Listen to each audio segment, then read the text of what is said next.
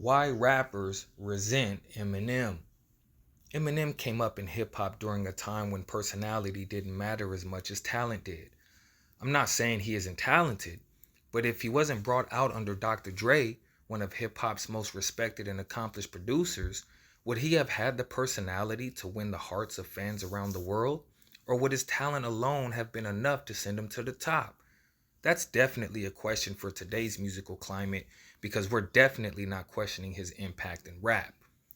Some rappers tend to resent Eminem not solely because of his ethnicity, a white rapper dominating a historically black genre, but because he is apprehensive toward honing new relationships, particularly after he has already cemented his legacy in hip hop.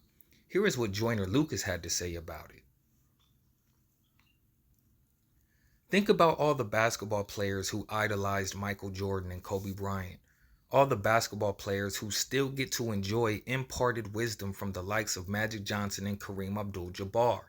If these players shut out the next generation, I think it's fair to say that it would create some resentment in the newer players. My opinion is that when you are great and achieved as Eminem is, you have somewhat of an obligation to offer mentorship to those who come after you.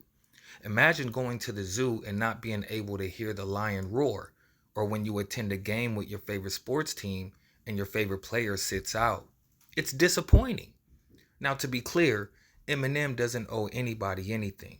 I would just argue that much of his lack of participation in the latter years of his career can create resentment in fans and other artists, especially when you have so much more to give and so much more left in the tank. But with all due respect, he can do whatever he wants or doesn't want. I just felt this was worth discussing because, after all, he sits as one of the most highly esteemed rappers hip hop has ever seen and heard. What are your thoughts?